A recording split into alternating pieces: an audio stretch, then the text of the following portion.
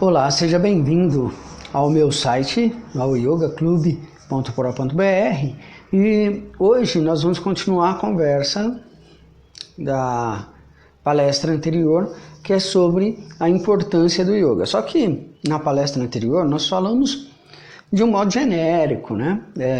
Que o yoga servia para algumas coisas. Agora eu vou falar de uma maneira mais específica e uma coisa bem mais moderna. E vou misturar um pouco ainda essas informações com as informações contidas mais recentes, né? Então, são vários prêmios Nobel que falam a respeito da importância, assim, que são baseados na importância do yoga, tá? Então, vamos lá. O yoga, desde a década de 60, na verdade vamos começar assim, desde a década de 60, já existia uma grande preocupação com a longevidade humana, tá? Uma lei de 1974, que chama ERISA, já previa que a expectativa de vida aí dos baby boomers, né, que eram os americanos, era de 70 anos e meio, 70 e poucos anos. E aí o presidente, o Kennedy, ele pegou e aprovou uma lei que dizia que você podia investir na bolsa de valores sem pagar imposto. Só que como o governo precisa do imposto, né? Ele precisa desse valor, que é o imposto, que é para poder movimentar a economia, ele estabeleceu um prazo que era de 70 anos e meio, onde a pessoa tinha que tirar o dinheiro e pagar os impostos. Por quê? Porque estava próximo já da pessoa morrer. Bom, enfim. Então esse foi um sinal de que o mundo estava aumentando muito a longevidade. E na década de 60, tiveram vários congressos nos Estados Unidos a respeito de longevidade. Num congresso que foi de Chicago, foi apresentado um praticante de yoga, eu tenho até o nome dele, se vocês tiverem interesse, depois eu até escrevo um artigo só sobre ele, que ele morreu com 185 anos de idade, tá? Na década de 60. Aí você fala assim, nossa, mas não tem registro de pessoa que viveu tanto. Então, tem registro sim, tem esse indiano, só que esse com um problema, que é o seguinte: na Índia, poucos são os indianos que têm certidão de nascimento, porque a Índia não tem a mesma preocupação que os gregos tiveram, né, que tinham, de registrar as datas, né, tá, de registrar em cartório, de ter cartório, essas coisas. Então, alguns indianos não tinham certidão de nascimento, e nesse caso, esse era um desses indianos que não tinha a certidão de nascimento. E tem um chinês também, que que registrou com 256 anos de idade, e esse sim, aí tem certidão, tudo bonitinho, né, que é o governo chinês. Então, aí, esse congresso médico em que ele foi apresentado, foi o congresso que deu origem à geriatria, né, tá, à noção e ao estudo das pessoas que vivem mais idade, que vivem aí, que nem, por exemplo, alguns ainda estudos continuam, que nem em Vilcabamba, no Peru, a expectativa média de vida em Vilcabamba é de 120 anos de idade, e sexualmente ativo, então é muito comum isso. Mas, trazendo para a nossa realidade, aí você fala assim, André, mas lá no Peru, o outro na década de 60 era indiano, então para trazer para a nossa realidade, tem o DataSUS, que é um banco de dados do Sistema Único de Saúde, né, DataSUS, que diz que até 2050, 1 a cada 5 brasileiros, então 20% da população, vai ter mais do que 60 anos de idade. E desses que vão ter mais do que 60 anos de idade, 1 a cada 10, ou seja, 1 a cada 10 não, 9 a cada 10, certo? Ou seja, 90% das pessoas com mais de 60 anos vão ter um de dois problemas ou os dois problemas, que são independência, autonomia ou ambos, os dois problemas. Tá? Então, qual é a questão, né? O que é a independência? Independência é você não conseguir tomar uma decisão. Se você tem um corpo capaz de fazer algumas coisas, com algumas limitações, mas com um corpo capaz de fazer algumas coisas, mas o seu cérebro não funciona. Né? E aí são os problemas, são as doenças relacionadas com a senilidade. Então é o Alzheimer, a demência, né? Principalmente o Parkinson também, né? Tá? Então esses são os problemas da independência. E da autonomia? Autonomia é assim, você tem o cérebro funcionando bem, mas você não tem um corpo funcionando bem. Então você não consegue fazer com que tenha mobilidade o corpo. Você não consegue, você tem dificuldade de se mover, tal, etc. Ou ambos, ou seja, os dois problemas. Aí o cara tá enrolado, né? Porque, pensa bem, um problema já seria difícil. Os dois problemas juntos, unidos, aí é muito mais difícil. Por que que isso acontece, André? Porque grande parte da nossa longevidade ela é dada não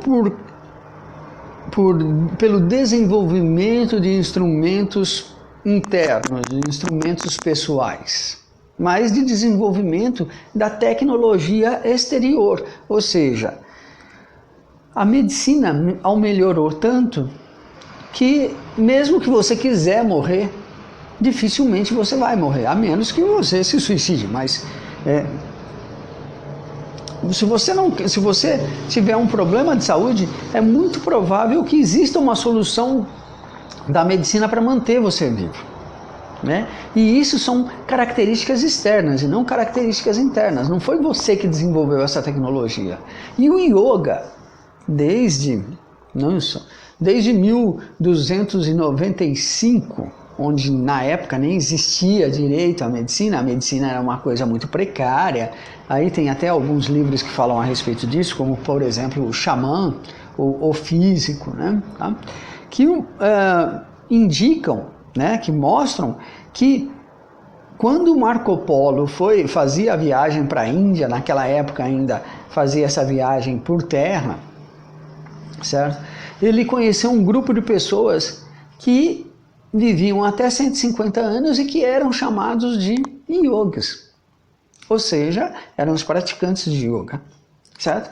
E essas pessoas viviam até 150 anos. Então, assim, tá vendo? As técnicas do yoga não fazem isso só hoje, eles sempre fizeram isso, inclusive no primeiro texto que chama A Descrição do Mundo, onde o Marco Polo fala a respeito dessas pessoas. A preocupação do Marco Polo ao ir para o Oriente era com relação às comidas, né? Então, o que eram as especiarias, tá? Então, obviamente, o relato dele, quando ele coloca no livro, é relacionado com a questão das especiarias. Então, ele diz o seguinte, que essas pessoas viviam muito tempo porque elas comiam pouco. E aí também esse vai ser um prêmio Nobel, ou várias pesquisas científicas falam a respeito dessa questão que é a ingestão de pouco alimento. Mas aí nós vamos voltar nisso daqui a pouco, certo? Então ele já tinha percebido que as pessoas viviam mais quando elas comiam menos. Por quê? Porque geralmente o praticante de yoga ele era bem magrinho, tá? Então essa foi o item de relacionamento que ele conseguiu perceber. É lógico que os instrumentos melhoraram. E só para falar de uma outra coisa, na década de 60, 70, na verdade, e até 80, nós tivemos uma outra coisa relacionada com a velhice. Os médicos americanos descobriram que se você injetasse subcutâneo hormônio de crescimento, você melhorava a textura da pele e a textura da musculatura, certo? Então, muitas pessoas começaram a fazer reposição hormonal depois na terceira idade. Então eles injetavam hormônio subcutâneo, hormônio de crescimento, tá? Entretanto, ele tem um efeito colateral. Eles perceberam que quando alguém tomava o hormônio de crescimento, tinha um efeito colateral que era aumentar os cistos de células oncológicas, né? Então de câncer. Então aumentava o cisto, né? Então foi proibido a utilização do hormônio de crescimento. E por quê? Porque o hormônio de crescimento, quando ele é produzido sem a necessidade, embora ele melhore um pouco a textura da pele, mas ele prejudica em outros itens, porque a quantidade de hormônio ingerido era muito maior do que a necessidade da pessoa, tá? Então, como é que eu destino o hormônio de crescimento? Não, primeiro, o hormônio de crescimento é produzido pelo corpo humano? É. Quando? A vida toda. Mas como assim, André? Então, em áreas específicas do cérebro e durante alguns momentos da vida da pessoa, né? Tá? Que é quando você está com uma taxa de hormônio baixa, quando uma frequência mental baixa, que é quando você está entre alfa, teta e delta, alfa, delta e teta, que são as frequências mais baixas do cérebro, né? Aí é que se produz o hormônio de crescimento. Eu falo mais a respeito disso no curso de Mindfulness, porque aí isso é importante no Mindfulness. E por que é produzido nessa época, nesse momento?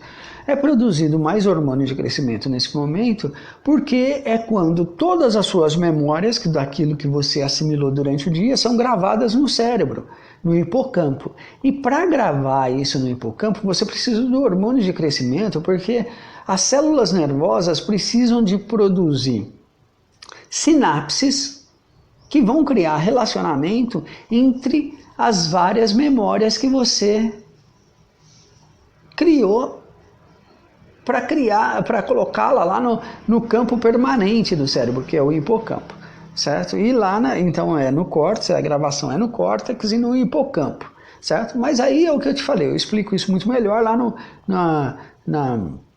no curso de Mindfulness, certo? Então, primeiro, por conta disso, certo? Segundo, o aumento do hormônio de crescimento aumenta a vascularização nervosa e sanguínea, então chamada geralmente de angiogênese e neurogênese, né? Nos tecidos musculares, então, e também na pele. Então, aí o que acontece com isso? No tecido muscular, esse aumento da vascularização nervosa e sanguínea, ele faz com que os sarcômeros, que são as mitocôndrias que ficam enfileiradas ao longo da musculatura, possam produzir ATP, que é para você conseguir contrair a musculatura. Inclusive é por isso que no yoga você tem aumento da definição da musculatura sem aumento do volume muscular, certo? Mas aí isso eu falo com mais detalhe no curso de formação de professores de yoga, tá? Então, essa neurogênese e angiogênese, André, e como é que você sabe disso? Então, vamos lá, tem uma pesquisa feita pela Universidade de Oxford que, ao procurar metástases, ao procurar o câncer no corpo de uma pessoa, ele usa o ultrassom Doppler. Então, o ultrassom Doppler, ele consegue mapear matematicamente, né, que aí porque é muito pequeno, as irregularidades, as assimetrias sanguíneas nos tecidos do corpo. E quando tem essa assimetria, significa que provavelmente nesse ponto de assimetria é um câncer, é um conjunto de células oncológicas ainda pequeno o suficiente para não ser uma doença, mas detectável, e aí pode-se iniciar um tratamento bastante precoce a respeito de câncer. Ai, André, mas você disse assimétrico. Então, se o assimétrico é provocado pelo câncer, quando que acontece o simétrico? É quando a célula está saudável, e aí isso pode ser facilmente verificado através do ultrassom Doppler na musculatura, principalmente de quem pratica yoga, ou na musculatura de um modo geral, certo? Mesmo em outras atividades esportivas ou atividades físicas em geral. Então o ultrassom Doppler mostra isso, mostra a neurogênese e a angiogênese nos tecidos. Então seria facilmente verificável de perceber que o yoga faz muito bem. Certo? Aí você pega e fala assim, nossa, mas aí você sabe tudo isso, então por que ninguém faz pesquisa sobre isso? É porque a maioria das pesquisas dos remédios e a maioria das pesquisas científicas, elas só são aprovadas pelos órgãos financiadores ou pelas indústrias, tá, etc., se ela produzir uma patente. E veja bem, qual é a técnica que eu estou dizendo para você? A técnica que eu estou dizendo para você é se alimentar bem, que é o que eu vou dizer ainda, né? Se alimentar bem é fazer exercícios de baixo impacto, fazer yoga, e essas coisas não geram patente. Como não geram patente, não vai ser estimulado pelos centros de ciência. Então, aqui no Brasil, né? CNPq e a FUNEP. Né, que são os órgãos que financiam as pesquisas. Então, esquece que essas coisas não vão passar na televisão. Essas coisas nenhum cientista vai estudar. Por quê? Porque eles são proibidos de estudar. Tá? Se você pegar um edital da medicina ou de pesquisa científica, você vai ver que se não gera patente, ele nem vai ser aprovada essa pesquisa. Né? Tá? Então tem que gerar patente, tem que gerar um remédio. Se não gerar um remédio, esquece que você não vai ser financiado. Tá? Então, por conta disso, dificilmente existem trabalhos que são financiados. Só a pesquisa de base, e mesmo assim sempre quando é voltada para um lado muito específico. Né? Então, o que acontece? Tá vendo? Essas características que eu estou dizendo, então o aumento da vascularização, vamos lá, a angiogênese, a neurogênese sendo usada no corpo humano, e isso relacionado com o aumento da taxa de hormônio de crescimento, fez com que os americanos propusessem a prática de musculação para os idosos, aí por isso que surgiu as práticas de musculação para idosos e as práticas adaptadas em vários tipos de atividade física. Então, as adaptadas. Por quê? Porque é adaptada à necessidade da pessoa.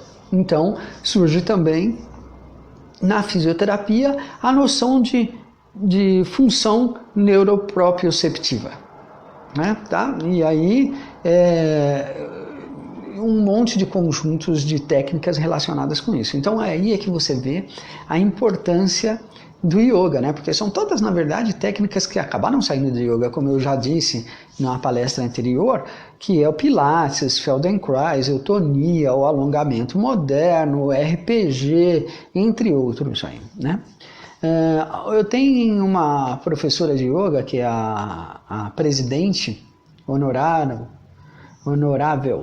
da do Narayana, que é a Maria Helena Bastos, ela morreu já há alguns anos, que ela falava que todas as artes marciais nasceram no yoga, inclusive. Então nós poderíamos dizer o Tai Chi Chuan, o Hsing Yi, o Pakwa, que são e o Pakwa, que são os tipos de luta marciais, de práticas marciais internas, né, que são movimentos não muito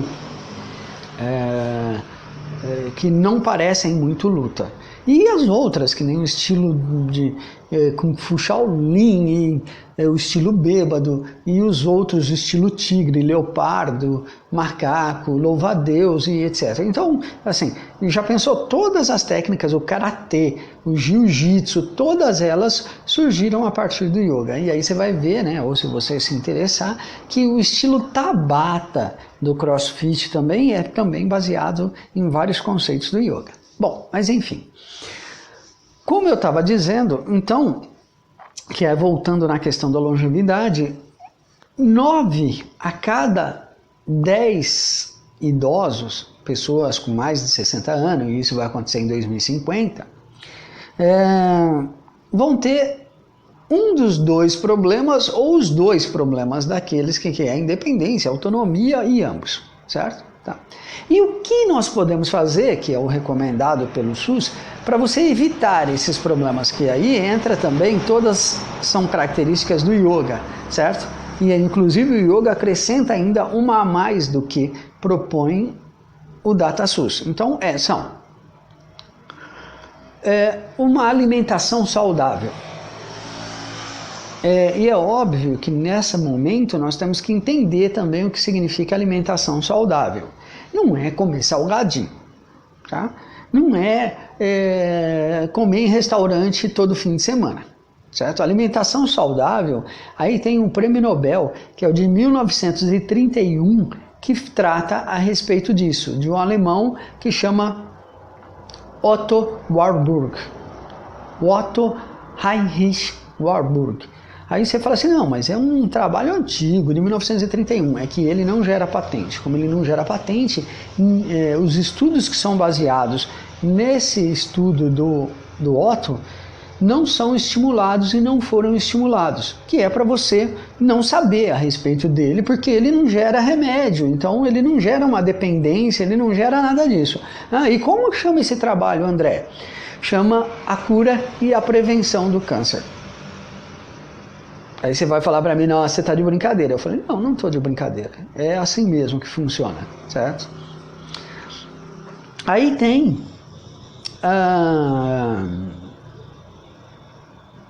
o Prêmio Nobel de 2004, que fala a respeito dos óleos essenciais e dos mudras, né, que são gestos feitos com as mãos ou com o corpo, e como eles ficam gravados na parte mais nobre do cérebro, no córtex, e como eles podem ser acionados. Então aí os óleos essenciais são importantes. É por conta disso que várias empresas hoje fazem e produzem óleos essenciais, certo? De vários tipos diferentes, inclusive tem uma muito boa aqui no Brasil que faz isso, e algumas têm no formato de marketing multinível, né? Tá? O terceiro, esse é um prêmio em termos de prêmio Nobel, né? E o terceiro prêmio Nobel, que foi do ano retrasado, né? Que foi sobre todas as células do corpo se reconstituem. Engraçado, né? Porque isso foi um prêmio Nobel do ano passado, do ano retrasado, né? Que é de 2019, 2018, né? De 2018. E eu já falava isso há mais de 20 anos, e se vocês quiserem ver também, né, a respeito disso, é só ver o vídeo de como fazer yoga em casa. 10 dicas de como fazer yoga em casa. Aí você vai ver que no penúltimo item, que é sobre não ter posse, eu falo justamente a respeito dessa reconstrução celular. Bom, então vamos voltar na questão do DataSUS. Então vamos lá, uma alimentação saudável. Segundo, uma prática de atividade física regular. Então aí, no caso da prática de atividade física regular, várias das práticas sugeridas são baseadas no Pilates, tá? Entretanto, aí a gente está falando de várias mesmo, né? Então qualquer atividade física, mesmo que não seja assim de baixo impacto, como o Pilates ou o Yoga, né? O Feldenkrais, a eutonia, o RPG, todas elas servem e devem ser feitas para prevenir aquele problema que era o de autonomia, certo? Uma atividade mental. Então, aí uma atividade mental, ele está falando o seguinte, né? Eles dizem o seguinte, que as sinapses criadas pela música, por exemplo, certo? Não sofrem o efeito do Alzheimer. Então, a música é uma das coisas interessantes para você estudar ao longo da sua vida toda, certo? Então, que nem, por exemplo, no meu caso, eu estudo clarineta, saxofone e flauta transversal, são as que eu toco. E há anos, desde os 12 anos. Mas é isso que eles pedem para você fazer. Então, fazer uma atividade mental, primeira atividade, estudo de música. Segunda atividade, o estudo de uma nova língua, né? O estudo de línguas. Por quê? Porque quanto mais você aprende sobre línguas, mais relações sinápticas você cria com um determinado objeto, a imagem do objeto que está gravado lá no hipocampo, né, no córtex, e quanto mais relações sinápticas você tem, mais fácil, mais difícil é do Alzheimer atacar todas essas células, certo? Tem também a prática de meditação. Então aí, hoje, o que faz mais sucesso por conta do Jon Kabat-Zinn, né, é o Mindfulness. Né? E o Mindfulness estabelece que a atenção plena, que é a tradução para a palavra Mindfulness, é uma das maneiras mais efetivas de se praticar a meditação. E não é, tá? O Mindfulness é dirigir a atenção para um objeto. E aí é óbvio que precisamos de entender os tipos de atenção que existem. Então existem dois tipos de atenção diferentes um do outro. E o grande problema da nossa sociedade é que nós estimulamos muito a atenção básica, um tipo de atenção, que é a atenção involuntária. Mas a atenção voluntária é pouco exercitado, e aí é disso que nós estamos falando aqui especificamente. Tem que ser exercitado o dirigir a atenção para um objeto. Só que dirigir a atenção para um objeto, no yoga, é chamado de dharana, que significa concentração. Manter a atenção sobre um determinado objeto por muito tempo é chamado de dhyana, que aí sim foi traduzido nas primeiras vezes como meditação. E ainda existiria uma terceira condição, que é o samadhi.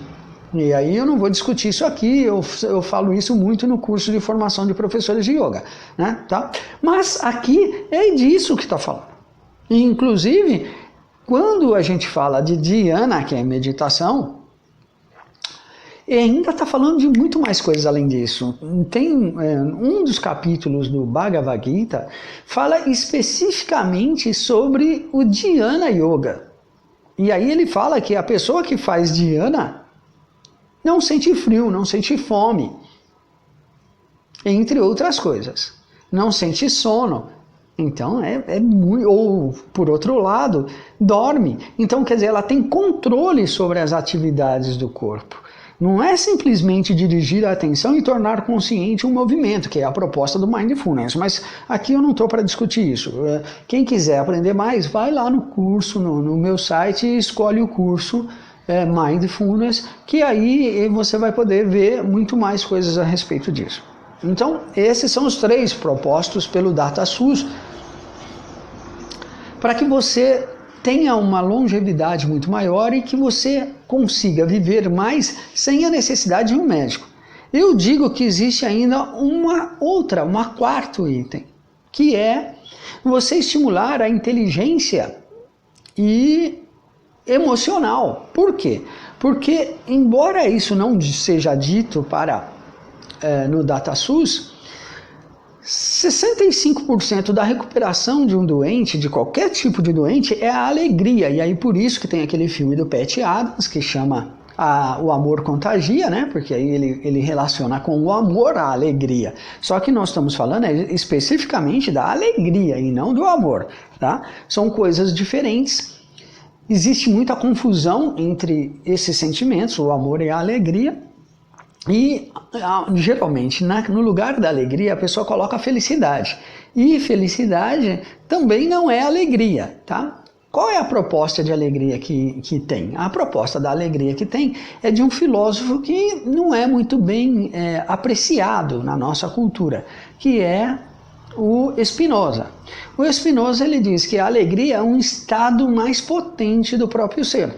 E isso está relacionado com um tipo de filosofia que é pouco estimulado. E aí agora existe uma série de livros que é do Onfray, que chama A Contra-História da Filosofia, onde falam desses filósofos que têm um pensamento diferente dos filósofos platônicos e de Platão, certo? Porque a gente acha que filósofo é só Platão. Então eu vou citar aqui alguns desses filósofos. Eu estou falando de Epicuro, Demócrito, e Demócrito é um dos que fazem mais sucesso a respeito disso. Tem um outro que é Antífon. E aí, né, nessa classe nós podemos citar também alguns outros, que inclusive de importância mundial. Um deles é o Karl Marx, que a tese dele de doutorado foi sobre Demócrito. E nós temos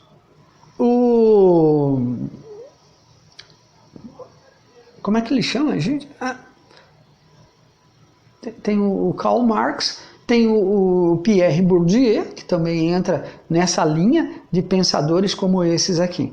E inclusive muito mal interpretados aqui. Mas enfim, assim, muito mal interpretados, não por essas pessoas, mas assim, muito mal interpretados porque são pouquíssimas as pessoas que geralmente falam-se muito mal a respeito de Karl Marx e a respeito de Epicuro, né? Mas aí eu não vou entrar aqui nesse detalhe, eu falo com mais propriedade sobre isso no curso de formação de professores de yoga, porque eu entendo o yoga como filosofia. Então, os sentimentos cultivados são os sentimentos positivos. E aí, inclusive, né, é o sentimento positivo, porque a alegria é o único sentimento positivo de 4 possibilidades, que é o que eu falo no curso de Mindfulness, que é a tristeza, a ira e o medo.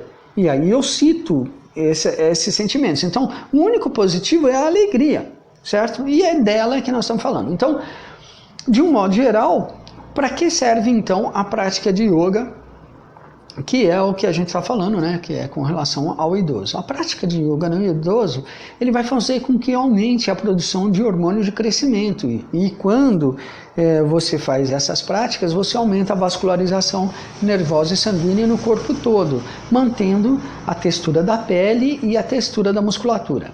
E era isso que eu queria dizer nessa que é a segunda palestra, que é sobre a importância do yoga na longevidade. Valeu, obrigado.